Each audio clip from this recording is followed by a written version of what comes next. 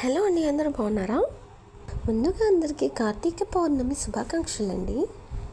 ఆ రోజు పొద్దున్న లేచేసి దీపారాధన చేసేసుకుని సముద్ర స్నానాలకి అయితే వెళ్ళిపోయామండి మా కాకినాడ బీచ్లో. అక్కడ కొంతమంది ఇలా శివలింగాల్లో తయారు చేసి మట్టిలో పూజిస్తున్నారండి. మేము ఇంకా ఉపవాసంలో ఉన్నాం కనుక 4 అవ్వగానే త్వరగా వచ్చేసి గుడిలో 365 వత్తులు అయితే వెలిగించేసుకున్నామండి. యాక్చువల్గా నేను పిక్స్ క్యాప్చర్ చేయలేదు, సో అంటే లాస్ట్ ఇయర్ పిక్స్ అయితే పెట్టేశానండి వీడియో కోసం. ఇక్కడైతే దీపదానం అవన్నీ ఎలా తీసుకుంటారు పంతులు గారు అనేది మీకు ప్రాసెస్ అయితే కనిపిస్తుందండి, మీరు చూడొచ్చు. నేను మా అత్తయ్య తప్ప నాతో పాటు ఇంకెవరు రాలేదు ఈసారి, సో అందుకే నేను వీడియో తీయడానికి అయితే అవ్వలేదు.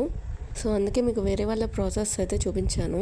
సాలగ్రామం కూడా పూజ చేసిన తర్వాత ఇచ్చేయాలి. బ్రాహ్మణుడికి స్వయం పాకం అన్నీ ఇచ్చేసాక మళ్ళీ దీపాలు అయితే వెలిగించామండి.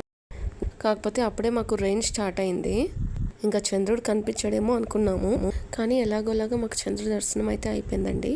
మా గుడిలో డెకరేషన్ చూడండి ఎంత బాగుందో.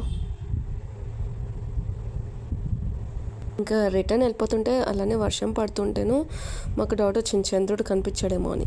కానీ చూడండి, చంద్రుడు మా వెంటే వస్తున్నాడు. వర్షంలో ఇంకా చంద్రుడు కనిపించడేమో అనుకునేసరికి చంద్రుడు కనిపించగానే మా ఆడవాళ్ళందరి కోసమే వచ్చి ఉంటాడు చంద్రుడు అనుకున్నామండి, ఉపవాస దీక్ష విడవడానికి. సో అదండి వాళ్ళ వీడియో నచ్చితే లైక్ చేయండి, షేర్ చేయండి, అలాగే నా ఛానల్ని సబ్స్క్రైబ్ చేసుకోండి మర్చిపోకండి. Thank you.